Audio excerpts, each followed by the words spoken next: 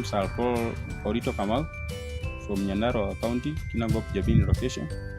I've been delivering some animals to Kenya and most parts of Uganda and Tanzania. I've done this work for the last 5 years from 2019, and my farmers have been very contented with my work.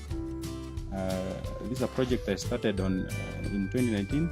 I sourced the best animals from Kenya, especially parts of Nyandarua and Kiambu, and deliver them in Uganda and Kenya. My method of delivery is it's a payment on delivery. That's help us keep my farmers and references from my farmers, friends. And how you can get us, you can visit our farm here in Nyandarua, a place known as Jabin. I'm easily available here.